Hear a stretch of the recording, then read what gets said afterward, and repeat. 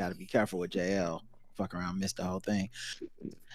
Hey, welcome to another episode of the Black Guy with Tips podcast. I'm your host, Rod, joined as always by my co-host, Karen. And we are live on a Wednesday night. And for those that don't know in the audience, not only are we married, but we've been dating since we were like 16. Yeah, just blew your fucking mind, didn't it? Somebody is shocked. But speaking of mind blowers, we have a guest today. Probably the most mentioned person. Take strays for no reason. Yeah, I call him Stray L. It's today's guest is actor, writer, podcaster, stand-up comedian, whose new special Trump versus Canada debuts on YouTube tonight. That is August the 15th. It's L Cauvin. What's going on, homie? Great to be here. Thank you for having me. Stray L. That is was that right now? Just now. It's perfect. That's an episode title. It's going to be tough to beat. Yeah, right off the bat. You gotta write this down now. I got put a lot of got my work cut out from here. You think you're gonna top that one? Right. So Jay, first of all, man, I was listening to podcasts where I text you and stuff all the time. This latest chapter, it feels like Saul working in the pretzel factory, pretzel store in the mall. It feels like this might really be it for JL, because you got a job, and like you a working man now. Yeah, the things that there are people when I'm talking about how unhappy I am, that's a certain level of unhappy. That's the workable, that's the functioning alcoholic level of you can't have 3 shots of whiskey before work. I can. But when you see me either donating a lot of money or deleting a social media app like I did with Facebook for 2.5 years, or taking a job where I can make a difference and help people, and it's it means something to me, I'm in a bad way. Yeah. My cry for help is to help others. Yeah. I'm like, what is wrong? And it's during the pandemic, as they started, soft blocking you on all the social medias and stuff, it was like every week of your podcast, you were giving more and more money to Haiti. Yeah. Yeah, I was just there's something about I feel bad. Some people, take Trump as an example. If Trump feels bad, his way of feeling good will be who can I make feel worse? Right. I have a philosophy, I think, this is kind of how I operate, which is I feel bad. Well, there's no curing that. So can I make someone else feel good? Right. Somewhere there's just starving people in Haiti hoping for a downturn, unfortunately. JL's special only got 800 views in its first week, Right. even though he has 97,000 subscribers. Somehow, Right. No one, including them, watched it. Wait, what's that? A 747 full of food and medicine? They're just kids in the background the community center will be built. We're going to have a place to play, guys. Right? They're the ones that keep going on JL social media. They're actually bots. They're not fans. They're just man, you're coming to Bronxville? Oh, I was, man. You already came. Oh man, that's just it's actually a factory, quick farm somewhere that's just filling my feed with things to annoy me. Yeah, yeah, they're the one that's actually punching your jokes down. Yeah, that's all them. Yeah, how in Nigeria they have the whole little cell of people that just stay on computers and try to. Yeah, it's just that, but towards only JL. Just hey man, I was gonna buy tickets, but then I realized I want to see some I want to actually get a root canal. I don't need one. I'm just gonna get it during the rather than go to your show. Love you anyway. And then they're just like, the money will come. Yeah. So when I read that book, There Is No Place for Us, which I reviewed a little while back, it was like a very moving book about working homeless in Atlanta. And which is crazy when you realize, like, after just a few weeks on the job here, and I'm still in training for the job I have now with this organization that basically just tries to keep people in their homes, keep them from being evicted. And you realize New York, you see the difference between blue states and red states very starkly, because there are a lot of programs. It's more like the lawyers make arguments, but also this whole organization I'm with kind of helps people avail themselves of the different services and emergency aid that's available. And when you read the book that I read about Georgia, and you realize, oh man, there's nothing, like lawyers there are basically trying to catch you on like a legal technicality or like charity. Like here it's like, oh no, if you use this, if I talk to the judge, if we do this, we can get you this emergency funding, or we can keep you in the home, or they'll extend your, it's almost like your job is just until they're on footing or get the funding they need, just keep them in their homes. Right. And it's incredible, because it's like, I look at this and go, oh, so obviously I have a job to do, and sometimes you have to be creative or figure out things, but like you're almost facilitating as much as you are lawyering. But then you look at other states, these red states, where it's like, Georgia, $7.25 minimum wage still, federal minimum wage still in 2025. No Medicaid expansion.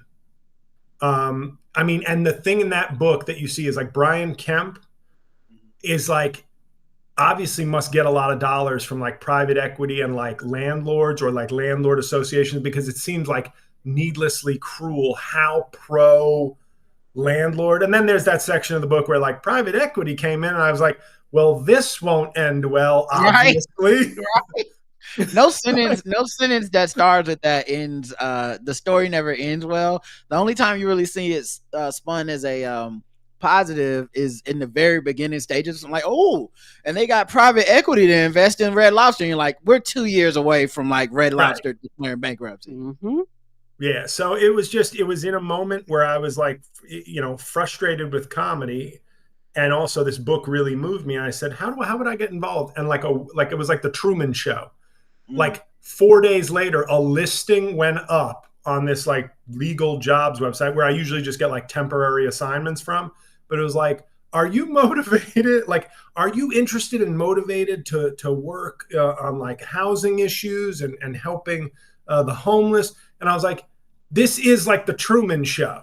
Like they gave me this book to read, and then like the ad just appeared on my computer for like that exact type of job after I was like, but how would I get a job like this? And then it was just like right in front of me. So that's right. Big algorithm finally worked for me, not for my comedy, but if I say it's the opposite, if I'm like, boy, could I be a Supreme Court justice one day? Next thing you know, Trump has nominated me to like the DC circuit for no reason. I'm like, wait a second. I'm going to have to switch browsers really quick. I'm coming right back, guys, but my chat is frozen in one of the browsers. So give me 1 second, everybody. Wow, Rod with a hard R. That was mean. Since he couldn't see the chat, I figured I'd pretend like, is it just me and you, Karen? Yes, you can't hear me. Now I'm back. There you go. Yes. Oh, Yeah. I'm about to say, when Roger leaves, my sound leaves. Oh, okay. Am I back on the screen for y'all? Or can you see me? No?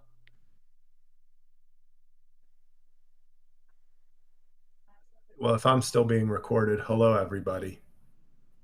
It's the beige guy who tips. You are still being recorded. Okay, good. And it's legally admissible in court. I will see you the slander that you just the copyright infringement. But I mean, I guess it's it is good that people are being helped. I guess that is the conundrum of rooting for you personally. Is it's like I'm like, oh man, JL sounds like he might hang up stand up. Yeah, I'm selfish. But that makes me root against there's mothers in the Bronx being evicted. Right. they're being punched in the face every day, and JL's the only one that can save him. I'm like, yeah, but like I kind of want him to do another special. I mean, that'd be all right. The comedy in me wants to be like, what's that? Thick Latinas are going to be evicted. Dun, dun, dun, dun, dun, dun. He But, showed no, it's super, and he it is- showed with the Superman costume without the drawers on. and it is true. Like, this is not a joke. My office is the closest subway station to like the subway station to get to my office is it's right across the street, basically, from the Joker steps, from the first Joker. Oh, Which I feel like that's really poetic. well, it could only be more ironic if it was like across the street from the Comedy Cellar or some bullshit. Like, Right. like it can only be worse if you had to like walk past your dream. Right. Directly. Dale, are you doing a set tonight? Are you doing a set tonight? Yeah, a set of legal filings. And then you like comedy, you just stare at them like with a 1,000-yard stare, like a Vietnam veteran. But yeah, so even with that though, you still have dates on your calendar. You still you're still doing comedy, you're still making the podcast. What's going on with this special that's coming out tonight, Trump versus Canada? Well, yes, thank you. It was this is like, I don't want to say it's an accidental special. Like, I just had this set and we managed to record it. Like, my idea to go to Canada, this was like in the spring when Trump was, I never had any luck getting email responses from the clubs in Canada. So in that way, it was like they had a nice treaty still going. Like, you don't book JL, right? No. We abide by the treaty, of course. That's actually why Trump did the tariffs. Is he found out JL was booked and he was like, "Oh fuck nah, 15 somebody got to pay." So with the tension between them, I said this might be my opportunity. Like, so I said, let me pitch them on just doing like a Trump show. Like, I'll do like a little stand-up kind of show, but like a town hall kind of thing. And they loved the idea. So they booked me. I did it April 9th, but I wanted somebody to film it. But, you know, just like the common idea of like, oh, film it. And, you know, if I get a couple clips, that's content and like viral and who knows.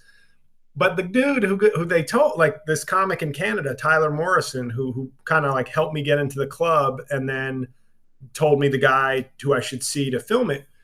This guy gets back to me with a price much higher than I expected. Like, he was charging me not a crazy amount if I was doing a special, very reasonable if I'm doing a special, but for like dude with camera to like pick up sound. And I was like, that's a lot. But I said, you know what?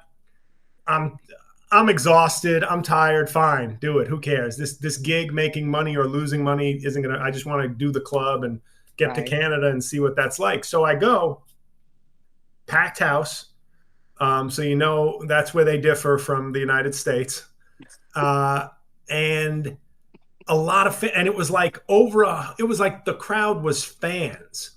It wasn't, this sounds interesting. This could be it. They were like 90% of the crowd was like fans. Like, they were like, we've been waiting for you to come up here.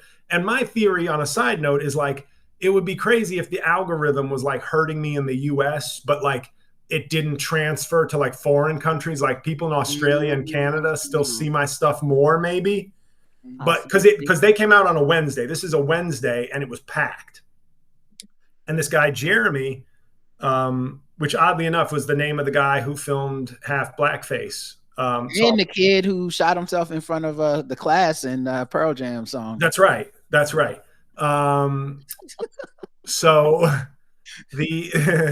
so it was just ironic to have, like, you know, without getting into it. But anyway, Jeremy's sitting there. He's got 2 assistants, 3 cameras. Like, he's ready for Netflix. And I was like, let's go. I was like, okay. And what was great is the show was unbelievable. Like, I'm putting on my Patreon either tonight or tomorrow. I have the rough cut of it, but my Elon Musk set emceeing the show. Like, I emceed for myself as Elon Musk. And then a local comic did like 20 in between, so I could go change into Trump. Right. But when I saw him after that show, he had this look, Jeremy, the guy who filmed it, he had this look. I felt amazing about it and was like so grateful. I was like, oh my God, I'm so glad I just stuck with filming this like at a higher price, because we just got like a legit special. And he had this look like he didn't know what he was getting into. He was like, oh, it'll be a fun night. We'll film a comedy. We'll film some comedy. This will be fun. He was like giddy, like, oh man, I'm in. Yeah. I'm in on this. Something special, yes. Yeah, and then it's like 4K. It's like, wow. I don't even know how he did all this, because it's like 3 cameras, but he's got all these like swooping shots. What? And like, yeah, it's like really, it's like it is technically up to the level that my performance was. So it's like A+. So I know I'm still, you got to cross your fingers for some algorithms and somebody to see it. And maybe people in Canada will spread it, I hope. Because I don't care. It doesn't matter where it blows up. Ain't that true? But it's awesome. Like it feels very Canadian that he was so good. That feels Canadian. That feels like that wouldn't happen in America. Like that happens in America if you pay somebody to film a special, you get a special. And in Canada, if you're just like, hey man, could you like record this, and you think it's gonna be an iPhone, and the motherfucker shows up with a 7 camera shoot and a drone, and you're like, fuck man, this place is awesome. Have you thought about like moving to Canada? I went back. See, because here's the thing. And it's very funny and fitting that like I've gotten more gig responses to my emails since I started the job 3 weeks ago than I had in the previous like 5 months. Nobody cared. Yeah, I'm not saying that as a joke to be like, isn't that? But I'm saying literally, I had like 2 gigs booked from January to July. End of July hits, I start my job, and it's like, sure, we'd love you to come to Philly. Can you do this weekend in DC? Well, no, I can only do the Saturday because I can't take the day off because I have like vacation. I'm not Charlotte. Like, fortunately, I'm doing Charlotte spoiler in December. We will be there. Yeah, let us know. Then I'm going to Raleigh the next night because the Rangers are playing in Raleigh. So that worked out nicely. And Laura may come with me. She's not looking forward to like the long train that I make. That's a test. That's just one of the many relationship tests. Yes, it is. That's definitely other than dealing with me on a daily basis. That's another test. But sorry, I'm rambling. But Canada, I went back to Ottawa, full house. They loved the show. The owner of that club was just like, yeah, we got to have you back. And it's like, I spent like a day in Montreal, less than a day in Ottawa, and like a day and a half, like 2 days in Toronto.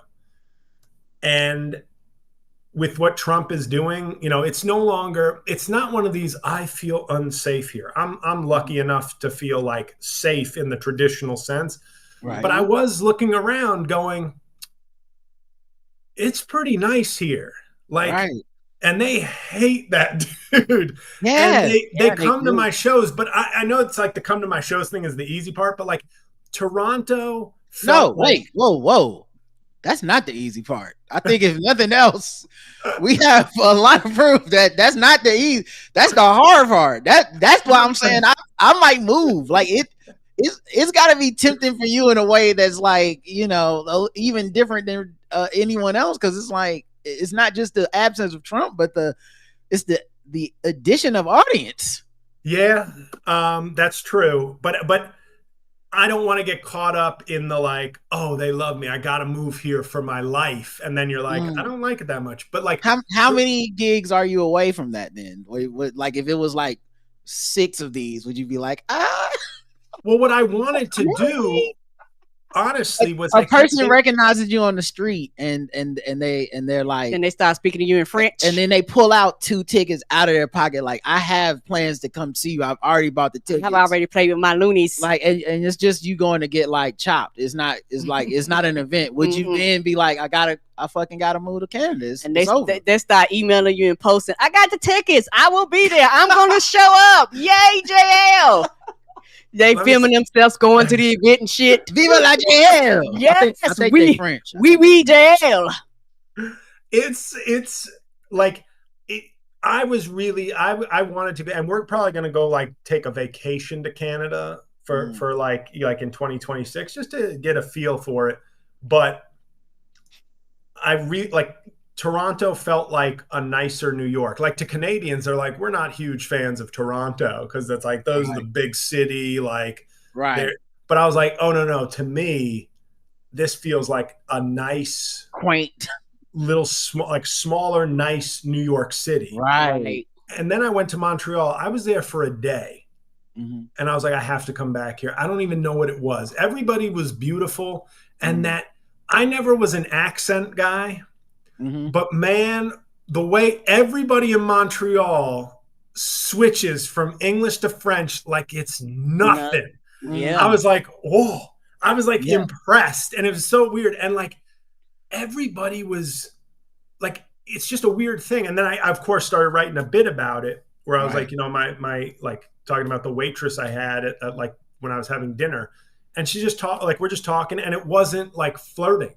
It was just like, oh, wow, it's just friendly. And then like another waiter came over to talk hockey with me for 5 minutes. He wasn't even my waiter. And then like they were all like, have a great night, you know, visit us again. And it wasn't like my hotel. Everybody was just like, but Montreal was like, I go to like a candy store and they're like, bonjour. And I'm like, oh, you know, I'm the French and I go, no problem. Blah, blah, blah, blah. And it was like everybody, I can't really describe it. If people have been there, it was like, I just was like, I want to come back here. I want to see how much I like it, like medium term. I mean, listen, if Cleveland had you in a chokehold, I don't think Canada got a hard time. I feel like Canada got a shot with this, especially if they keep showing up to jail like comedy stuff. It's almost like it's destiny. Now those poor homeless children in the Bronx, I feel bad for them. They might be in trouble. They're losing their tallest advocate. And plus, if you go to Toronto, the other only tall people there are the Toronto Raptors. So like, you know, you like, it's not even a lot of competition out there. You might can hoop with the team. I don't know. You know, people they're gonna know you, man. I feel like but I'm getting booked again to go out there. I really wish we could have. I tried to arrange. Like I was trying to be ambitious, but like the owner of the club saw the show in Toronto and I could see it on his face that he was just like, you know, it was one of those things like, oh yeah, I like your impression. And then they watched 90 minutes of me improvising in character with the crowd. And he was just like, I got to get you doing more clubs. So I wanted to do like a Canada tour, and it never materialized because maybe I would have been like, I'm not coming home. Sorry, everybody. Yeah. You take a tour and the Statue of Liberty, pick up the phone, tell America I'm not coming home. Right. You take a tour, but the last stop is just a house that you're just gonna stay in. Like guys, I got some news, Patreon. But I would like Europe is a place, especially now. I feel like this is why it's frustrating not having an agent because I can't just be like, I'm going to go to Europe. I'm not going to Europe to do like 6 pubs and like, you know, be an underground hit to like 150 people. Like I would want to like set it up so that I could do some like theaters or some clubs and have it be culturally, but also financially worth something. But, you know, maybe if this special blows up. Got to do the Edinburgh Film Festival. Edinburgh Fringe Festival. The Fringe Festival. Yeah. Talks about show up there and just do. Man, actually, I wonder if there would be some sort of mental health breakdown if you had to be drunk. Scotland, you wear your skirts. It's just we're banning skirts. You call it, oh, it's a kilt. It's a skirt. You stupid brave. You see, the last guy, Braveheart, he could wear a skirt and it was okay because he was murdering a lot of people. But you just sit there with your balls hanging out like you're some sort of redheaded trans Game of Thrones guy trying to date Brienne of Tarth. I feel like the way that the schedule is with the Edinburgh Fringe Festival, you'd have to film a documentary to just see how, if you're like I forget that guy's last name, but Morgan Spurlock. Yeah. To see if you like Merlin Spurlock yourself at the end of like 30 days of being Trump, if you just can't even break it. You just come out, you can't do any other impressions. You're thinking like him. John Bernthal. Yeah, that's what you want. You want to Rick, excuse me, Rick, I will shoot you in the face, Rick. Now I'm on the Bear. You ever see me on the Bear? And I got a family. We cook things. We cook and then we curse. That's what we do. It's called cooking and cursing. Oh man, that would be the fucking worst curse, man. I was thinking of you today. I was at the gym, and at the gym they have ESPN on or whatever the fuck on the screen. And I thought the fucking channel broke or something. Oh, it was Good Morning America, but I thought the channel had broke because they just kept talking about John Bernthal for like 5 minutes. I don't even know what he's in right now. Me either. Like, I don't know if he's talking about Daredevil or his new show. Yeah. I finally saw, I forget what movie I saw. I think it was one you had said I hadn't seen it yet, and that you had seen the preview for The Odyssey. Yeah. But he, like, my favorite was, and I like Daredevil. I don't know what the buzz was, good or bad, on the new season, but I really liked it. Born Again. Mm-hmm. Yeah. But when he showed up, I was like, is this dude like pranking me? Because he's going over, he just shows up, and the first thing he does, you think, man? Oh, coming in my apartment here? You want to come here? Oh yeah. And then like he has like that one off button where he just like is sarcastic. Oh yeah. Oh yeah, I'm just sitting down here for my health. That what you think?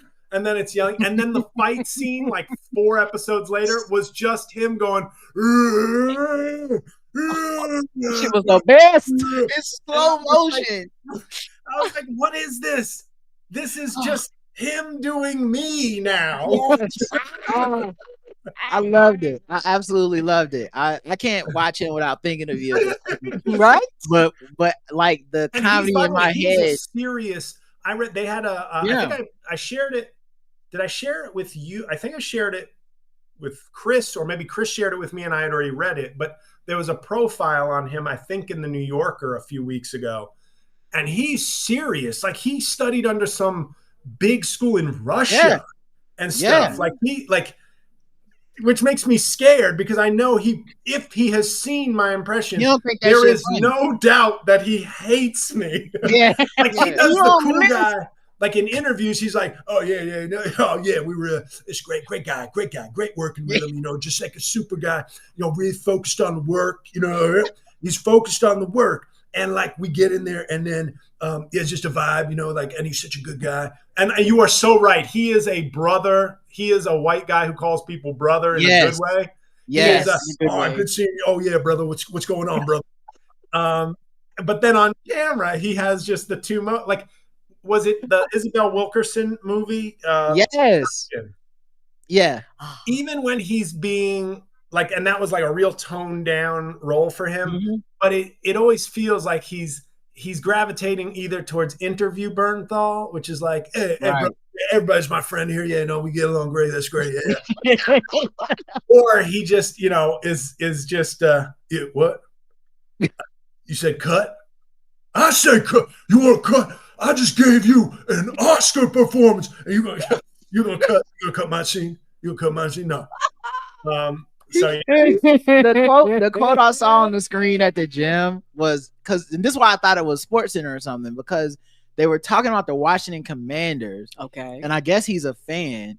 And it was like, John Bernthal was saying this about the Commanders. And the quote on the screen was, I believe in the team with all of my heart. And I was just like, what a pretentious thing to say. That's hilarious. But I just heard it in the Punisher voice, so I'm waiting for them to conflict. It's like, they should be called the Redskins. Trump, you want to come to Washington and tell us what to name our football team? That's what you want. I dare you to show up to the president's box. Okay, I will meet you there. Okay, Punisher, but guess what? I have Secret Service, and I'm a lot bigger than Kingpin. Yeah, Bernthal went to Sidwell Friends, I believe, and that was a cameo I got in 2020 was from somebody who went to high school with him, and they were like, we didn't really like him. He wasn't saying he was a loser. He was kind of like a jock bully type dude, I guess, maybe. And they're like, he was kind of a jerk to us. So could you do a cameo as John Bernthal? Damn. So like, oh yeah, look at you. So you didn't get over high school, huh? You're still asking cameo to make you feel better? Well, you want to suck your thumb next, there? No irony though. I still love that dude. I don't. He makes everything better that he's in. But my God, it is true. And when I saw that Odyssey preview and he was fucking saying that shit in that fucking toga or whatever, I was just like, this man. Honestly, this is a shock to most people that aren't fans of the Nerd Off. But honestly, I think I'm starting to feel about him the way I feel about Anthony Mackie, where I've lost my ability to tell if I'm joking or not, but I love that dude and everything. And I don't know why. I don't I don't have a defense for it, but and the test was Twisted Metal. I was 100% sure that was going to be shitty. I hated the Halo series on Peacock. So it's not just it's a video game. I like anything. No, there's Paramount Plus. Since we're shooting on Paramount Plus. Yeah. So I hated that shit. And then I watched this, and the way I went through that whole first season so fast, because I submit, look, y'all don't believe me, go watch it yourselves. There's nobody trying to do comedy who is a comedian who is funnier than Anthony Mackie trying to do comedy. Nobody. Roger loved that shit. He ain't the only one. I've seen other people being excited about it. I try not to laugh every fucking time he gets me.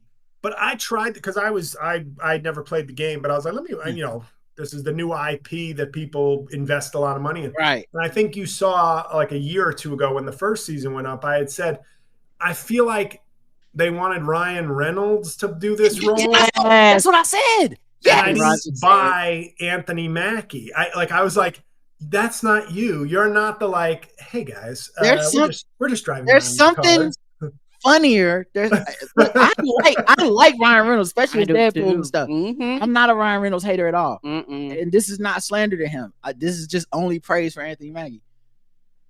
He is funnier at trying to be Ryan Reynolds than Ryan Reynolds is at being Ryan Reynolds. Seeing him try to do that shit is like, I may give it another shot under that. It's like a magic trick.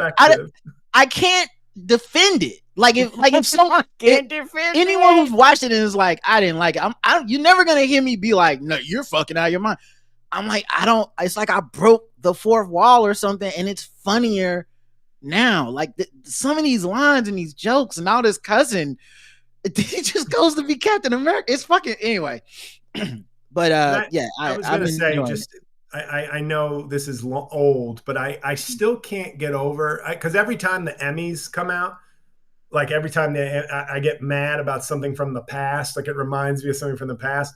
So this year I was very mad that Stellan Skarsgård didn't get nomination as Luthen. I was stunned, honestly, because the show is getting the respect. I'm like, Diego Luna is fine, but Stellan Skarsgård is an Oscar nominated. He's the guy who would be the easiest one to nominate, and I think he deserved one. But it made me think for some reason about the dude he's in Captain America the movie with Anthony Mackie and Harrison Ford, and he's the original Captain America, the older black man. Oh yeah, the Isaiah Washington, is that his name? Isaiah Washington or something? No, something like that. But go ahead, I'll find his name. When I watched Carl Lumbly. Okay. When I watched Winter Soldier, the Falcon and Winter Soldier series, when I was done with that, I was like, that guy was good. That old man. Good. And then they nominated Don Cheadle. And to this day, I still don't, for all the things that catch fire racially on the internet, right. To me, to this day, every time nominations, I get reminded of that for some reason. I go, and nobody's going to call out that they nominated the wrong black dude for an Emmy. Right. Don Cheadle is in the series for 2 minutes. Yes, not long at all. And that dude had all the emotional scenes. He had the Emmy scenes, and then they were like, who was that older black guy? Or did Disney go, if we just nominate Don Cheadle, will people even know? That's what ESPN did to get sports Emmys for some of their anchors. They submitted their names. for shows that they weren't even necessarily on. They had to give the Emmys back or some shit. But it does feel like they pulled a fast one. It was like, listen, Don doesn't have an Emmy yet, and no one fucking knows the difference between these black guys. Let's do it. Now it's the same. It's crazy. That is like still to me, the fact that didn't happen in like 1951, but happened in like 2022, and like right after George Floyd, when the alert would have been on like heightened level. Anyway, I don't know why with Anthony Mackie that got me thinking about Winter Soldier. Nah, it's all good. Let's get into some other news. Let's talk about the election and politics until we get mad. I didn't know she was black until a number of years ago when she happened to turn black, and now she wants to be known as black. People have got to know whether or not their presidents are crook. Well, I'm not crook. I've earned everything I've got. There's an old saying in Tennessee, I know it's a Dutch in Tennessee, that says, fool me once. Shame on you. Shame on you. Fool me, we can't get fooled again. Tell you what, I don't know about you, but I'm going to go to bed. Apparently, there's a MAGA feud between Marjorie Taylor Greene and Laura Loomer. Yeah, I guess they don't fuck with each other anymore. Okay.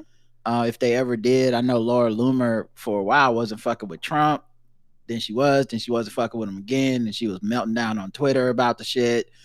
And then Marjorie Taylor Greene has always been like a fucking wild card type of person. She called her, only thing I want to point out, she called her Marjorie Trader Greene. And good job. That's good. Good punch up. That's a good one. Yeah. No need to respect her. Trump names some people for Kennedy Center honors because if you guys remember, the White House took over the Kennedy Center. All the DEIs quit, Issa Rae and all these people were like, yeah, Oprah, I'm out, So now they have to still put on this stupid ass award show for the arts that they don't respect, that they're cutting all the budgets from and stuff. So he's honoring some people, namely people like George Strait. Who? He's a country music star, but he probably just heard straight and was like, "Cool, not trans." Okay, that the video I put out like earlier today was, enough. Take that, George Gay. The George Strait is now doing music. We're getting rid of Gay. We're bringing in Strait. Sylvester Stallone.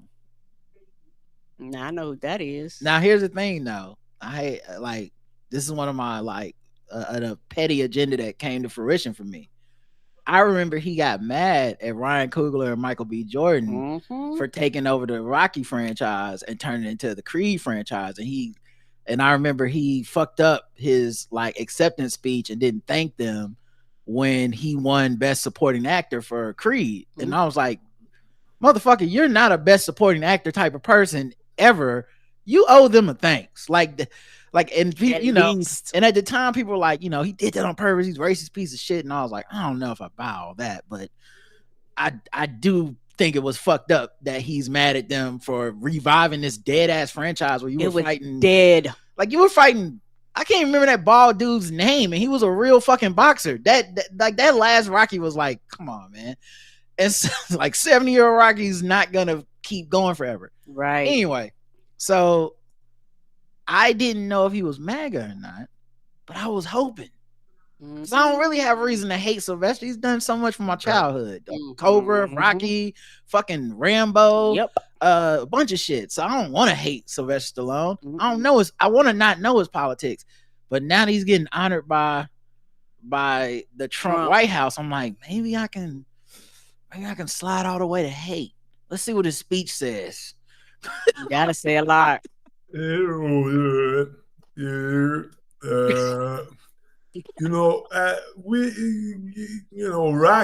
and Rambo is what America is really about.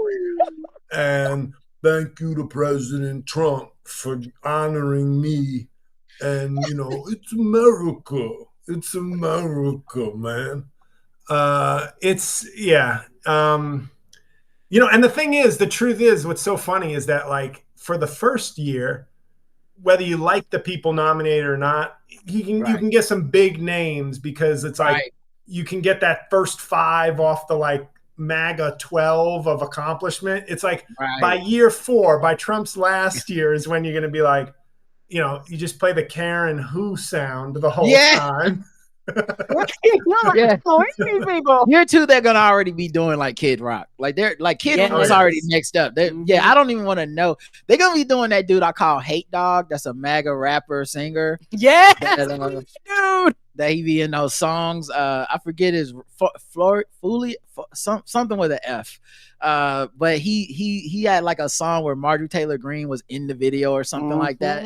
So that gets that dude. That dude's gonna be there by year 4. Hogan gonna be an honoree. You know how they like to sometimes they do it from dead people. Yeah, Presidential Medal of Freedom. So then they also are gonna let in Gloria Gaynor and Kiss and actor singer Michael Crawford. Kiss band. I don't know him. He must not be the singer. I don't know her. Michael Crawford is. I think he was like the original Phantom of the Opera, I think, on Broadway. So in musical theater, kind of a big deal. I'm like, and Trump is like into that, like really? He's not. I wonder also if they pick these people because they know they about to die. So they like. I think Gene Simmons, I think might be, if not MAGA, he's the long-tongued guitar player for Kiss. If he's not MAGA, he is like a conservative dude, like a culturally conservative dude, I think. And Gloria Gaynor, I Will Survive, I think that's legitimately only because he's going to talk about being shot. And he wants like I Will Survive to be like a theme or something. I can see that because that's the way he thinks. I'm just thinking of what I'm saying is I think they accept it because some of them like I can't wait 4 more years and hope that another president honors me. This might be my one chance for some of them to get in here. So let me take reverse Ruth Bader Ginsburg. Yeah, I think that's why they all old. Because you ain't named nobody young, nobody current, nobody hip. They're just picking people. They're finding out people's like cancer diagnosis. They're like, you sure you don't want to come here and let Trump honor you? I mean, he is the president, which, by the way, you're moving to Canada. Would you like an honor from the president? That's what's going to happen. And like, by the way, that should be the most insulting thing to his ego, but it never is. But the people that say, hey, man, I just respect the office. Because that's essentially saying like, I know I shouldn't even be fucking with this guy. But he likes that people are his bitch and it's transactional, so he'll never like put it out. But whenever like an NFL athlete gets caught with him, they always, I can't respect the office. I'm like, damn, you sound like what? I can't just be friends with the fat chick from work? Why y'all gotta think we fucking? Saquon Barkley, be a Jalen Hurts, don't be a Saquon Barkley, right? And that's the. Sorry, you go. I forgot what I was going to say. No, I was just going to say, and that's the problem with Saquon too, because Saquon is black coded, meaning like when you hear him talk, I don't hear a Republican talking, so it's scary because he'll be doing these interviews and shit, and I'll forget for a second I'm supposed to hate him because he's just talking on the sideline with a reporter. I'm like, oh, that dude seems pretty cool. This motherfucker. Nah, I ain't forgot Saquon. Make your memory come back. Nice try. I feel like the way you talked about Trump, the way he'll accept people, I gotta say, I've never seen somebody. They always say that rape is not about sex; it's about power. Right. This dude lives his life like a rapist, like rapist in the sheets, rapist in the streets. Because it's like he doesn't want the pleasure, he doesn't want the friendship, he wants the power relationship. So he will accept, like you just made me realize this. He will accept somebody going like, I'm not political and this isn't my guy, but thank you. He's like, that's right. You didn't even like it, but you took it because you're a bad girl, even though you're a man. I'm calling you a bad girl. Like I'm telling you, like there's an energy about him where it's very important to him that you show that you're his bitch. Yes, that means something to him. Like, and this, I've been almost surprised. I shouldn't be, but I've been almost surprised at how many people are willing to go be his bitch. Like Like being Tim Cook and going up there and giving him some gold is 100% just I'm his bitch, everybody. Hey, we won't get the tariffs, and I'm like, you guys can afford the tariffs. Yes, you can. Like if you can't say fuck you, no one gets to say fuck you. If Paramount can't say fuck you, no one gets to say Bezos. Like that picture where they're like Bezos don't even eat meat or some shit, and they just have a burger in his face on a plane, and you're like, yeah, because the meat is there to be like, look at this bitch. You see him? I vegan raped his mouth. Right. I meat raped his vegan mouth. That's exactly what it is, man. And that's what, but like the one thing, and dare I say credit to Elon, because I don't mean that. He's the only one who even had like some moments of like, I'm very rich, fuck you. Like he went back to being rich. And then they went back. Right. But no. I mean, well, I don't know that he's back with Trump yet, but I mean, he was the one. Yeah, he was the first dude I saw that went back to being rich. Yeah, just rich. Like he was like, I don't even need to care about this. I'm that rich that whatever the laws are, like there's a lot of greed that has him invested, but still like, okay, let's say the United States gets greedy and they shut down Tesla. I'm still gonna be the richest man. That's how rich I am. I'll be the richest man on earth without that. And he felt like he went back to like, oh yeah, I can just go be rich. Okay, all right, I guess I'm a loser. You're not even from here, sir. But some of these businessmen, I kind of get it to a certain extent that like you could argue I'm here as the CEO of Apple, not as Tim Cook. But that's the thing though, JL. That's the thing though. Everybody understands why you go be a bitch. It ain't like that's why Trump likes it. Like because he's like everyone knows that they gave up their dignity. But the senators are the ones I still can't understand. I try to, and I'm like, you're a U.S. senator, and you guys have collectively were like, if we bundle our bitchness together and give him the Senate, do we get extra points for being group discount rate for bitch? Nope. And once again, they're nakedly transactional. A lot of them just feel like I can't win. But the transaction is the thing. That's where I kind of look. I go, Ted Cruz, right? You're not going to be president. I don't know why I have to be the one to tell you this. You're never going to be president. The man insulted your father, your wife. You are a former Supreme Court clerk. Alan Dershowitz, questionable, sexual mores aside, called him in the past maybe the most brilliant law student I've ever had at Harvard Law School. What don't you want to stay at some point be like, I'm Ted Cruz, like in terms of your accomplishments and credentials, I'm Ted Cruz. You are a fucking turd, Mr. President.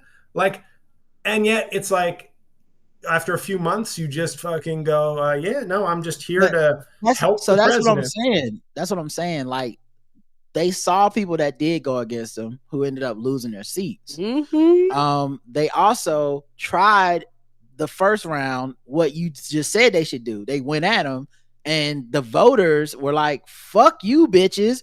We like this rapist." And now I think they're having now it is nakedly transactional the same way that Tim Cook coming in there is nakedly transactional. It's just their payout isn't less tariffs or whatever the fuck. Their payout is, I think I can keep being elected. I don't know that Ted Cruz has designs on being president at this point. He may or may not be that delusional, but I'm saying he don't need to. In his mind, he's like, I don't think I can be a politician who's against Trump and still keep the whole office. So here I go. It's really a hell of a mind fuck. Speaking of which, DC Mayor Muriel Bowser changes her tone on Trump as crackdown ramps up. She had originally visited Mar-a-Lago, flew to Mar-a-Lago after he won his election. She also got pressure from Republicans to take down the Black Lives Matter Plaza lettering from everything in DC, and she took it down. It was installed in front of the White House during Trump's first term as almost like a defiant, like, fuck you, Black Lives Matter. And it's the city, so you can't move it. Like, you don't own the city. I'm the mayor. And now she said she took it down and said the city had bigger fish to fry. And now Trump has still cut government jobs, people that live in DC. And he's now put the National Guard and he's the police and federalized the Capitol Police and put them on the city where they're literally like, stopping people and checking their IDs and shit. And so now it sounds like she's trying to come back at this. She's saying it's unsettling and unprecedented, his executive action. I can't say that given some of the rhetoric of the past that we're totally surprised. Minutes later, she suggested the federal intervention may work to the city's benefit and told reporters she didn't have the legal authority to stop Trump's plans. I mean, that's actually true. The fact that we have more law enforcement and presence in the neighborhood, that may be positive. So now she's turned completely from, I put Black Lives Matter Plaza in front of your face after George Floyd to, hey man, president, let's hear him out. Dave Chappelle on SNL that first night, like, hey, you give us a chance, I'll give you a chance. Like, okay. I feel. Oh, sorry, I didn't. No, you got it. I'll finish. No, I think, and you've made this point before, I think, in terms of like whether it's university presidents, like, the HBCUs, like, where it's like, yeah, there is an element of like, I can win Twitter and tell them to fuck off and be righteous, but I'm not a private citizen anymore. Like, the responsibilities I have to eat the shit a little bit to get things done. I can see that. But here's our last statement, or another one. I'm the mayor, he's the president. I mean, that's always been our relationship, and the DC mayor and the president of the United States will always have probably more interaction than any city in the rest of our country. So we're gonna keep doing our job. Ask what residents can do. She said, this is a time where community needs to jump in, and we all need to do what we can in our space and our lane to protect our city and protect our autonomy, to protect our home rule, and get to the other side of this guy and make sure we elect a Democratic House so that we can have a backstop to this authoritarian push. Meanwhile, Hakeem Jeffries, who, technically doesn't have to worry about running that city. No offense to him, but he was like, Trump has no credibility in law and order space. And he said the crime scene in DC most damaging to everyday Americans is 1600 Pennsylvania Ave, posted on Twitter. So I think this may be a little bit of like, you can say it, I can't. Yes. But yeah, that's closer to how she feels than, whatever. And yeah, it does remind me. I think that's why it pisses me off so much. It does remind me of the HBCU presidents, because being a mayor of a fucking city, especially a city of Black people, it's a thankless job. I've never met a Black mayor that people weren't like mad at about how they ran their Black city. Or didn't end up in a scandal. Like, one of the two happened. Either you fucking, everybody hates you, or you end up in a scandal, or you're Eric Adams and you do both, because some people can do both. But yeah, hey, I'm going to defend my former city's mayor. Mm-hmm. I view him, he's like, since you're wearing a Righteous Gemstone shirt, yeah, he's like the corrupt mayor from the Righteous, like from an episode of the Righteous Gemstones. Like, it's very comical to me. He's the corrupt mayor in a comedy, whereas Trump is like, the corrupt guy in like a serious tragedy drama. Right. Yeah, I agree. But it's still like disgraceful. Oh yeah, of course. Yeah. So I don't know that Muriel Bowser is at that point, but I just know it's a thankless job. They did the same thing to Keisha Lance Bottoms. Like, I mean, because these cities are also under constant attack from these Republicans. They're, and they do, and America gave them federal authority. So like, you can't do but so much. Like, this is who you got. This is the higher ups. This is what happens. This is why I kept saying when we were talking about the election, I was like, hey man, if we let these people win, it's not just but I'll be safe in my city.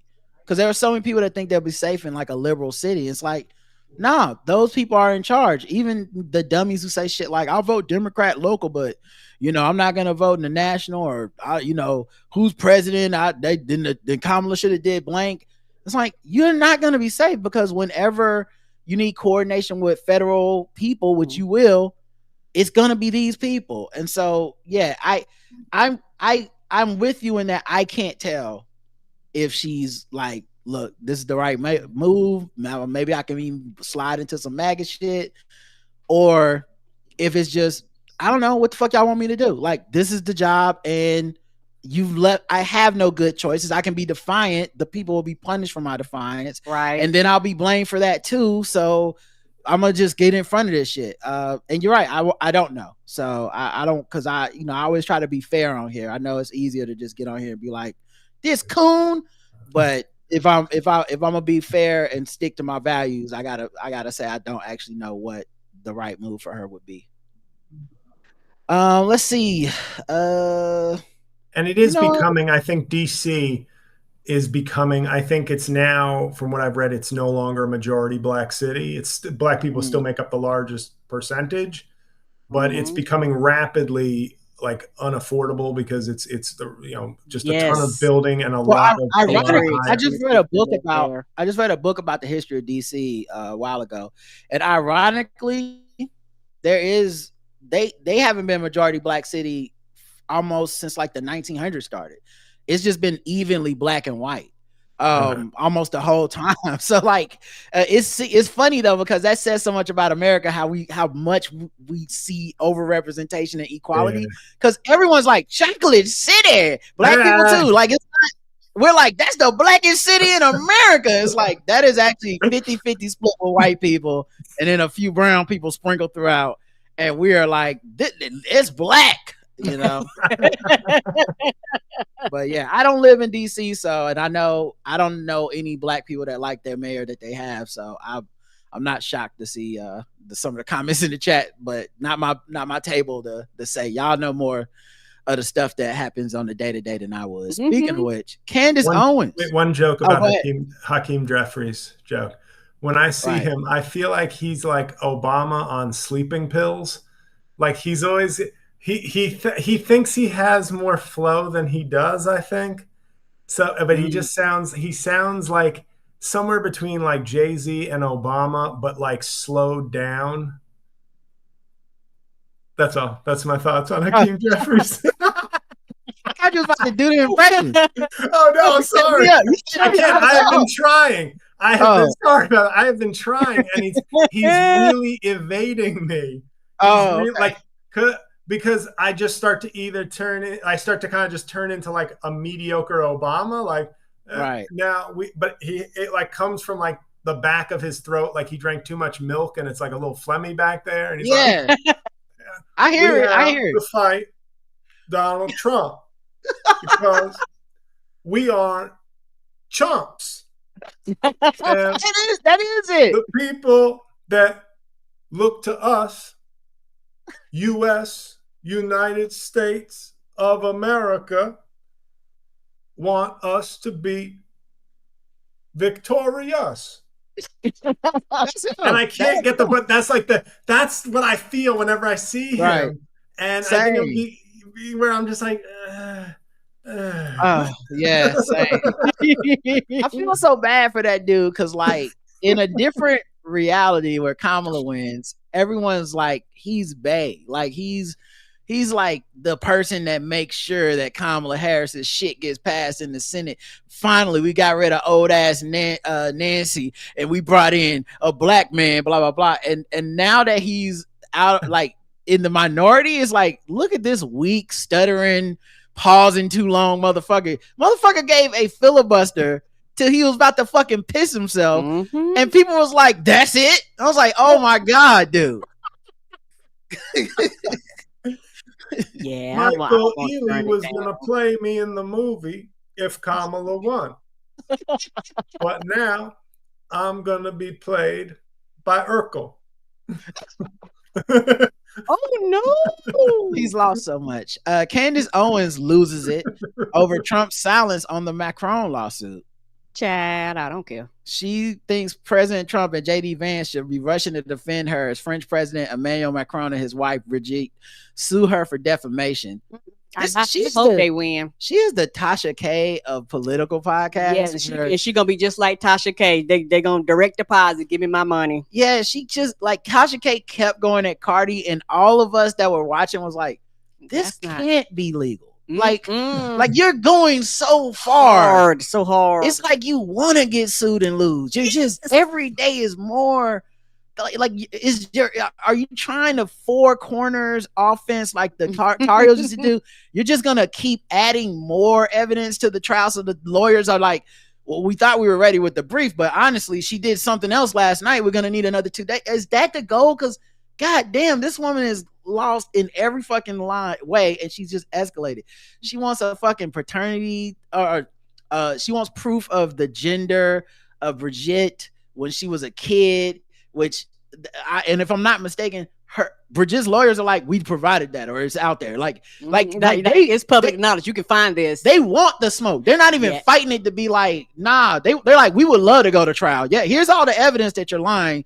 But we know you're going on your podcast and you're gonna keep lying tonight. So see you in court, you stupid motherfucker. They the number one streamer. And now she wants Trump and JD Vance to step in and save her. No.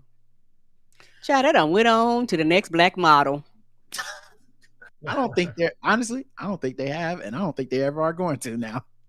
I don't think they even necessarily are looking for more black people, black women over there. They're like, you served your purpose. Thanks, dummy. And it could be a man. It don't matter. Like a new model of black or brown or something. I know. I was specifically thinking black women because it was like, to me, Diamond Silk. It was Omarosa, Diamond and Silk, and then Candace Owens. We done had our run, and now I feel like he's like, we beat the black woman. We got as many as you guys. I mean, we don't have nobody else left but Aunt Jemima, and I think she's dead. Well, then that wraps it up for the black women. Honestly, that's what he's gonna do. He's gonna introduce a bottle of syrup at the next Black History. Stop moving and shit. He's gonna be like, we uncancel Aunt Jemima. We have renamed her Mammy Maple is now the official syrup of the United States, not woke syrup. You're gonna have to. It's gonna be mandatory. You have to buy it with your snap. I want to see an animatronic Aunt Jemima telling black people how to vote. You know, I love me some Mr. Trump. Is that you, Tim Scott? Are you dressed up like Aunt Jemima? Is that your wife's wig? Oh no. But yeah. So anyways, she wants Trump and JD the White House to step in. I doubt they'll be stepping in. Chad, they looked at her like me. They looked at her and said, "Who?" When that phone started ringing, I don't know her. Right. But that's so dumb. That's so dumb. Just on the other level of like, wait, so you're insulting the French president's wife, who I know and deal with, and you want me to get involved? Like, get involved? Just shut up. She's been talking shit about Trump since he won, and you know his rabbit ears ass is not the type to let that go. Like, if he takes this on, it will only be so that he can have a moment of, tell the world you're my bitch again, Candace. I'm your bitch. All right, I will get them to drop the lawsuit, you dummy. Cause there's no fucking way that I don't even think he's gonna do it for that reason. But I'm just saying, like, I can see him not doing it at all. Yeah, I did see Diddy came to him hoping for a pardon. Of course. And he did he said some very not nice things about me, but it's gonna be hard to consider. But he didn't fucking say no, because if you come up with that money, if the price is right, I don't care what nobody say. If Diddy pay whatever the price is, all right. He's like, I don't know about the local charges, but some federal charges gonna be reduced. I too am a fan of take that, and all white parties. So he gonna get out of here, buddy. All right, let's switch it up to a different topic. All right, we're gonna come back in a second after I play another one of these beats, but let's talk about broke.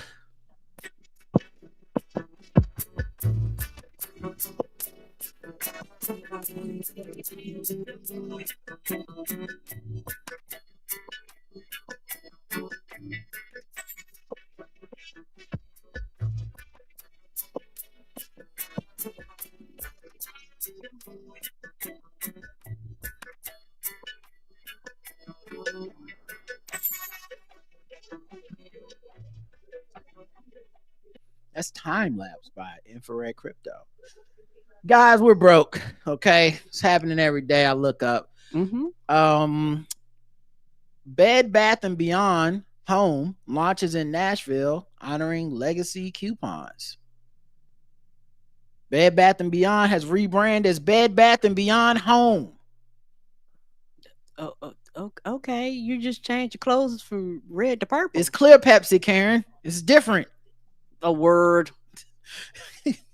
They said they'll be testing and learning the right inventory mix by catalog and by brand, but the look and feel of the store will be a transition from the original Bed Bath & Beyond stores with a tighter focus on seasonal home decor, bedroom furnishings, and bath and laundry products. Oh, so you mean Bed Bath & Beyond? Whatever. I'm still going to go in there and everything going to be mashed together. What are we talking about? I liked Bed Bath & Beyond. Me too. And I'm gonna use my powers of deduction. Did private equity ever have anything to do with Bed Bath & Beyond? Oh, boy, you know, motherfucking Sherlock Holmes over here. Like that's a like and it never fails. We have a clip on social media right now. They put out the clip about me talking about Hooters and how there's no fucking way Hooters went out of business for real. No, it's just and I was like, yeah, because this fucking private equity, man, every one of these stories feels the same. But yeah, that's Bed Bath & Beyond. They're back, guys, as Bed Bath & Beyond Home. Bed Bath & Beyond Plus. Right. Plus Premium Prime. Right. Their new streaming services. Yeah. This is Bed Sheets, the animated series. Blenders mixing it up for you. Spirit Airlines is facing serious financial trouble, warning investors that it might not survive the next 12 months. Oh, damn. Didn't they just get assigned seats? If that's what happened, people not boxing to get their seats no more. You're losing all your money. You know what, Karen? I wonder if it's private equity, because that is the first thing. Like private equity, they take over, then they get rid of the thing that everyone did like about it. But they did it to Southwest. Like Southwest, bags fly free. That's like their slogan. Yes, it is. And they eliminated that right away. And people got angry. And then they're like, for some reason, now that you bought McDonald's, we're hating it is the new slogan. They're like, the Big Mac is the Little Mac. What? For some reason, once we made it assigned seating only, the customer amount of people went down, and so I guess the business doesn't work. We have to fold in chapter 11. Sorry, everyone. I'll be on my golden parachute jumping out of the jet. You know what? That makes sense. Because the bag thing was big for them, and that's something that people loved. And you have a Southwest. Yes, this is Spirit though. Okay, I think their thing was no assigned seats, and then they went to assigned seats or some shit. Yeah, recently it was like I seen commercials for it, and it was like a big thing. We got assigned seats. I feel like the perfect allegory for this is a Homelander on that plane in like season 1 of The Boys. Like that's what these CEOs are, where they're just like, oh, I'm actually gonna save the. Nope, I think it's going to be chapter 11. I think it's going to be chapter 11. I'll be fine. I can fly. Zip laser everybody. Fuck you guys. Jennifer Lopez. Okay. She is reportedly facing low demand for Las Vegas shows. This is bad. I'm going to, and this I could also get into. I promised Rod I would give my biracial take on cakes. Yes, we talked about this before, given the Sydney Sweeney discussion. But with J-Lo, I'm J-Lou. I'm from the Bronx. Mm-hmm. She's J-Lo from the Bronx. In my better days, people said I sometimes resemble Ben Affleck as one of the many people I've gotten in my life.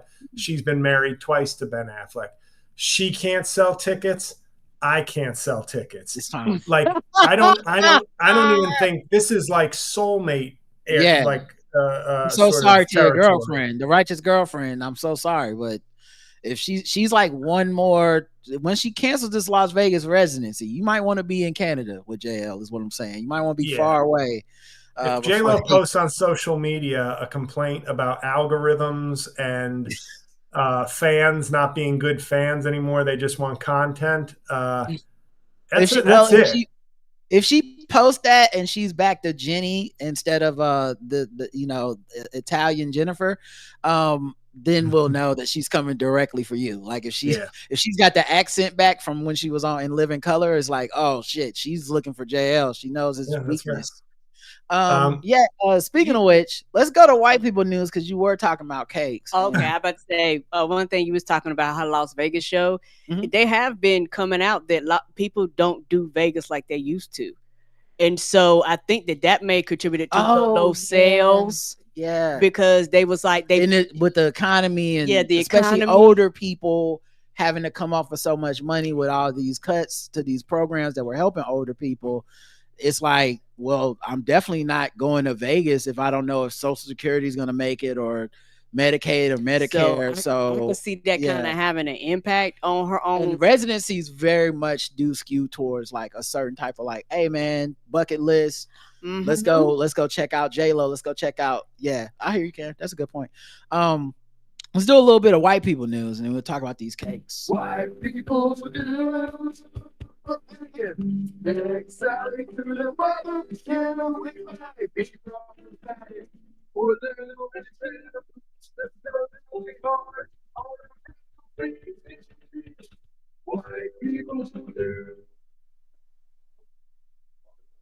So we were talking about Sydney Sweeney. Now I didn't know this was going to become Cakesgate. Okay, I thought I just said a passing remark. I actually honestly thought everyone agreed and understood that we don't even have to discuss it because we've all haven't we experienced it together. White people have a definition for butts that we are, for me, it is a bit confusing in that I'm not really sure what they mean. Is they say someone has tight buns, or if they're like, look at that butt, I'm like, is it the butt hole? Is it what? Yeah, because we're not always talking the same thing. I'll never forget that fucking radio DJ got fired because he grabbed Taylor Swift's butt, and I was like, what a weird thing to fucking do. Is if it would have been like he grabbed Cardi B, Nicki Minaj, Serena, there's like, well, you know what? He couldn't help himself. Taylor Swift was like, you can control that. So anyway, JL had said, I can come on and explain some of the difference because he's like the day walker. He knows the differences. So JL, break it down for me. What's up with these cakes? Now, here's the thing. I'll admit that my awakening when it came from butts to booties, if we can call it that, that'll be my memoir title. I was in high school, and I'm going to leave the names out, but I will say the name of my friend Oates, black dude, coolest dude in our class, really, really fun guy. He had once said to me, referring to a girl in our class that I, hung out with like platonically, but he was the one. I just saw her, this is a friend, nothing more, like not looking at the person's way. Right. And he just pulled me aside one day. This was one of those, like, if I were full white, it would have been one of those weird comedies in the 80s where it's like, here, white guy, this is how you dance. But he said, what's up with so-and-so? And I said, what? He goes, is she like a black girl who puts on like a white suit in the morning? Have you seen her? Have you seen her booty? And I was like, and then I couldn't stop seeing it for the rest of high school.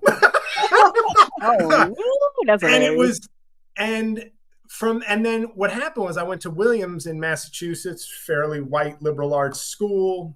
And I found that like, it was funny culturally, like how much of the Bronx I just had, like I wore Nike high top basketball sneakers. This was like the land of the, like, why are you wearing high, like, you wear running shoes around. I was like, I wasn't doing it affirmatively. This is just how me and my friends dressed. Right. And, I had my puffy starter jackets. That's it. It wasn't weird where I was from.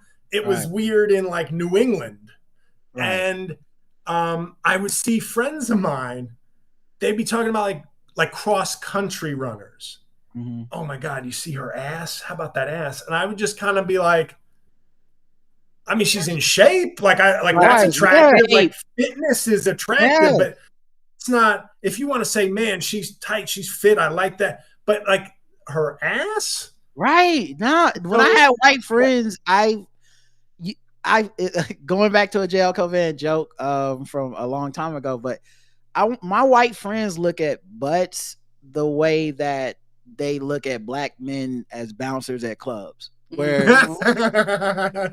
I'm clearly like, there's like, I see a huge difference between, say, Marshawn Lynch and Anthony Anderson. I see a huge difference. Like, there is I'm not intimidated by both of those gentlemen, but to them, they're like, what? Like, I'm like, that, if you say so, but that to me, I would not necessarily grade that as anything remarkable, but okay, good for you or whatever. Good for you. And I'll spare you my entire routine, but I will say this: Sydney Sweeney, I never really make it to her butt in her movies, because by second 4 she's topless, and I'm like, I don't care. You could be an amputee from the waist down. I wouldn't know. But I think what you get is a lot of white dudes who will be like, oh, look at her ass. Look at her ass, man. And they're just like, an ass is there, and it's not fat or like gross or out of shape. Right. But I've come up with a scale. Okay. And by the way, as a connoisseur of legs, Sydney Sweeney has great calves as well. Just for those people saying that she's just boobs. But because I'm a man of integrity, I only have room for Lauren Boebert in my, if no one finds out, closet. Sydney Sweeney being full like MAGA and everything, no, I'm sorry. If you were the only one that I had to fit into that secret, but fine. But Boebert's already hanging out there. At the end of the day, you're more attracted to power, than just the pure raw sexual. Exactly. Yeah. It's the combination of hatred, cuteness, power, and breath. No, he understands, like, because JL's not just, he doesn't just see women as only their looks. It's like, how much damage to society can you do? Okay. Yes, it's the opposite of Trump. I don't want to damage you. I want to know that you're damaging other people. But I've come up with a system now, and I would say cupcakes instead of full cakes is how I would define like a fit, nice, round. Right. That's perfectly solid, good work, but not like, did you see that? I would put prime Britney Spears in that field, because a lot of my college friends are like, look at this. And I'm like, no, that's a fit, nice. Yeah, she's fit. That's a cupcake. Right. Cakes would be J-Lo, I would say. And then pound cake is what I would call Serena Williams in her prime. In that cat suit. Them cakes was pound cakes. And that was a joke on Israeli Tortoise. I said, I'm very attracted to Serena Williams. And somebody said, you think you could handle all that? And I said, no. But why does my fantasy have to be about like knocking her socks off and making her be like, no one can ever satisfy? This is my fantasy. Like, in my fantasy, I'm not like, but was it good for you, Serena? No. I don't know. This is my imagination running wild. Right. Also, like, part of the attraction is I don't think I can. Why do people climb Everest? Because you don't know. There you go. Am I gonna have a heart attack? I brought a Sherpa with me to surround. Yeah, exactly. 2 of us can get this done. If I die on the second mile up, then you just know that I die with a smile on my face. Like, that motherfucker died trying his dream. The funny thing about, somebody just referenced her white Kang. Here's the funniest thing is, I saw a post on Facebook. It was from some Facebook page that seemed to be, like, I don't know what the name of it might as well have been, like, hostile and slightly ignorant black men. And it was a picture of him, like, looking pasty in a bathing suit. Yeah. And people were like, this is, it was one of those, this is black. This is why we can't trust black women, because they're going. But then, no joke, and I don't know what the dude is packing, but in the bathing suit, and a couple of people commented, they were like, he looks like he's smuggling an animal in his pants. I was like, I know you're focusing on him being like white and kind of like, not, but I was like, I mean, I don't know what, like, that would make sense. He would certainly, if that's not an optical illusion, maybe he's like, no. It does take a certain type of white man to be able to pull that off, man. Because, and I don't mean that in the like, I don't know if he's in doubt or not, but I just mean there's a level of confidence that the average white man does not walk around with, despite how they try to represent themselves in media. Like, once you have white friends, if you like butts, it's impossible that you won't notice, because it's not like I'm not trying to convince you of the butt quality. I just want y'all to like, I'm just observing in the same way they're observing, like, oh man, that chick's hot or whatever. And if I'm like, oh man, so-and-so's fine, or if, you know, even if it's a celebrity, like, oh shit, y'all ain't see the WAP video? What the fuck? Boy, you got to watch it. And they're like, oh, you can handle all of that. And it's like, oh, someone's not a very confident person. We're both talking fantasies. You could have lied to me. You could have just said, you could have said it. You could have just lied like the same way you lie when you don't see the TV series that I'm saying is great. And you just go, oh yeah. Inclusion. What is it? Succession. Yeah, it's great. I thought I'm ashamed to say, and this is just because I barely keep up with modern music anymore, unfortunately, but it was Ben Shapiro crying about the video that brought it to my attention. I was like, oh, this is absolutely fantastic. Like, yeah, you see the video, you're like, oh. I was like, what do you? It doesn't have to be yours, but you're complaining about this? Complaining. Bro, I will never understand that shit. But also like I try on the show to not put out too much of a vibe of like there's anything wrong with anyone's bodies. I don't want people feeling like, you know, whatever, but it's inevitable. Even if you're being only positive and talking about what you like and not saying anything bad about somebody, someone's going to take it away. Or they take it, you know, like so I always worry about, you know, being like, can I not, do we have to pretend Serena's ass wasn't sitting in that motherfucking cat suit? Like everybody, it didn't stop the world for a little bit and change how people view things. It's like, no, someone's going to feel a way about like, what is the right kind of butt? Do I have the right butt? I don't know, guys. I think everybody's butts are different. And if anything, I think we've proven that there's a white man that like it all. I don't even know what they be liking. They like it all. It might be you. You never know. My teammate Manny in college, who was a real fiend, good dude, but you know, good friend. But he once said to me regarding me and my college girlfriend, he was like, because obviously we showered together on the basketball team. He was like, man, if you guys had a daughter, man, the boobs of your girlfriend and your ass on a girl. That's I was like, well, they're not meeting Uncle Manny. I can tell you that. Like, you won't be the godfather. Let's just get that out the way in case you were hoping. He's like, I already bought my prime. I was a real Larry Fitzgerald. Yeah. It's like he's like, I already bought the baby shower gift. I mean, y'all need to get on this. I was thinking that in a different way about Bam Adebayo, who's dating Asia Wilson. Oh, really? Yeah. They've been dating for a minute. It's like the worst kept secret. Like when they played here, when Miami Heat played the Hornets, she was in the crowd. Yeah, she came to the game watching Bam. And like the announcer's like, and in attendance, Asia Wilson. And I wasn't even thinking about consciousness. I was like, what the fuck is she doing here?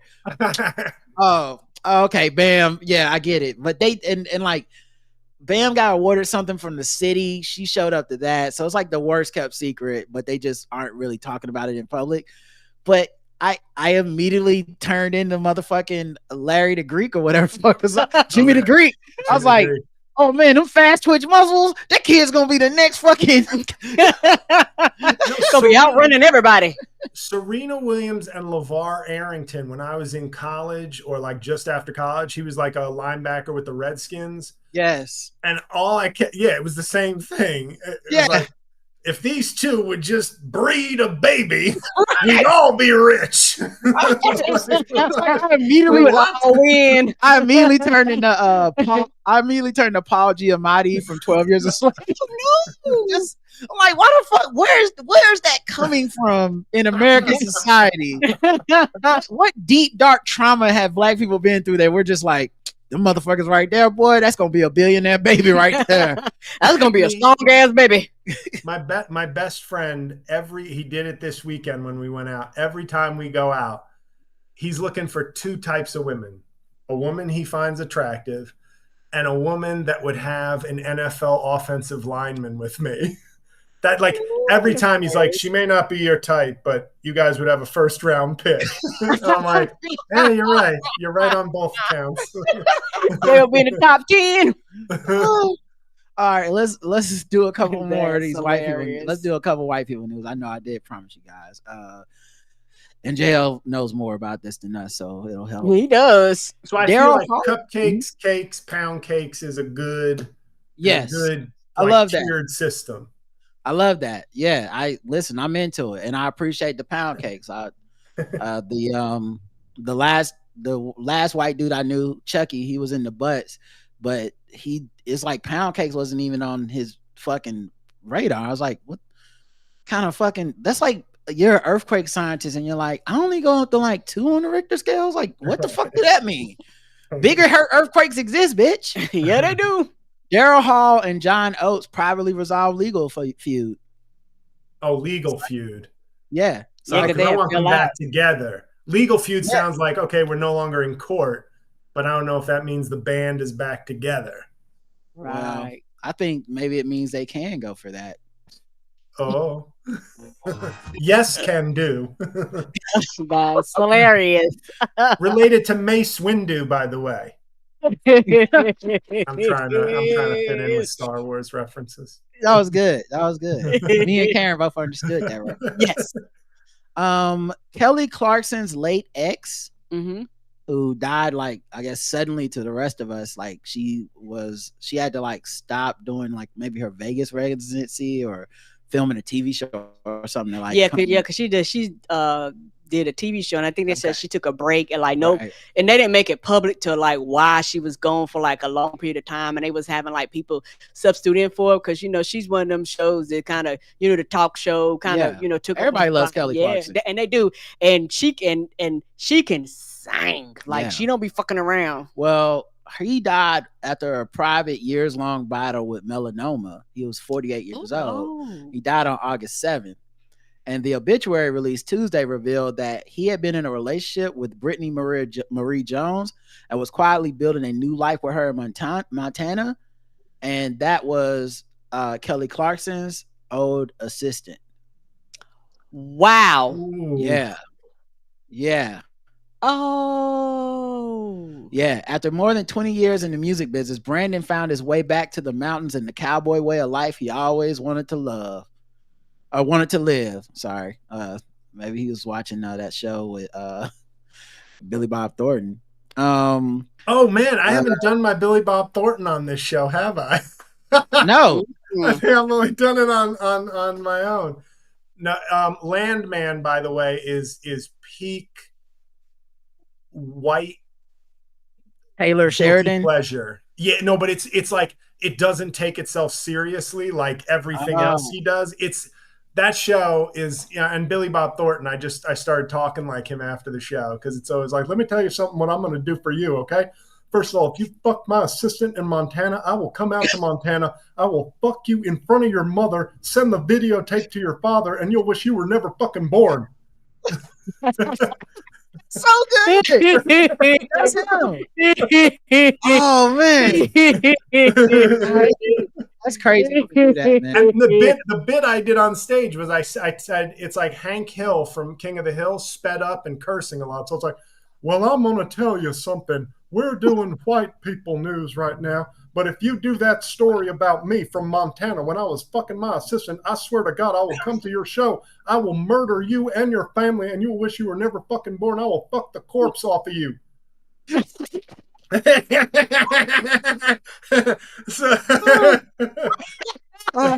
That's so good. Oh, thank you. Taylor Swift announces new album, The Life of a Showgirl, in a clip from Travis Kelce's podcast. Smart. She gave this man the drop of the year for podcast. Yeah, she did. Damn, they really must love each other. They must. Like, and he switched up his look a little bit. He went from because she don't do interviews. She don't do like stuff like that. Yeah. So for her to do that, it's a get. Ain't that a trip? You coming on my show is a get. Hey man, them Kelce's, man, they really move fast into like elite white hood, dog. I didn't see this coming. Especially knowing I knew the brother that was the lineman was like black adjacent type cool, because most those type of linemen normally are.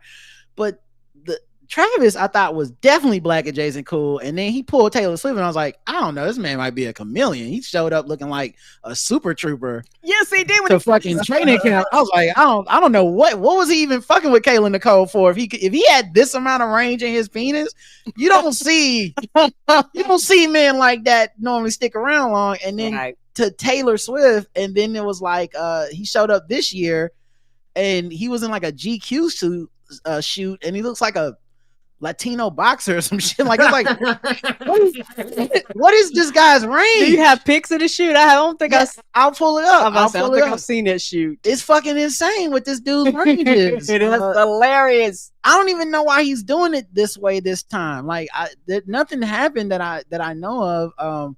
This is the one that's going the biggest viral. Let me open the image in a new tab. That's him as like Razor Ramon. What is this? That is not the Super Trooper dude that we fucking got introduced to. He got his haircut. Like his range is it was like he started as like Malibu's Most Wanted. Yeah. Then he became like Channing Tatum. Then he went Super Troopers, and now he's like finding that happy forever kind of like bad boy, white guy in the group, in the boy band, who might be the Latino member. We're not sure. Yes, in the boy group. I feel like he's getting into his Christina Aguilera greasy phase. I feel like that's dirty. I feel like that. Well, I said she looked greasy. She looked greasy for like a year. Oh, I meant like that. I think was that the era when she came out with the song Dirty? Yeah, but I'm just saying, like that greasy Christina, it was something. It was different. She popped up different on him. It's like, who is this again? That's that white girl. Why she look so oily? Yeah, but you got to be careful. You don't want to go from Christina Aguilera greasy to Fergie greasy. Those are two different greasies. You've gone too far. You've gone past the grease. If you burnt the grease. The grease is expired. Yeah, it is. If you go all the way to Fergie greasy, Fergie greasy was like drunk and gone bad. 2 thumbs down. Yeah. All right, we'll do one more. Let's see. What else are these white people doing? Let me see if I can find one that maybe JL would know. Meryl Streep. That's an actress. I know who that white woman is. She took a tumble while filming The Devil Wears Prada 2 in New York City. Maybe because she ain't got no business wearing no Pradas. Wear heels and nothing. She ain't young, and she probably was 18 inches in the air. They probably had it going up some steps. Right. Some shit like that.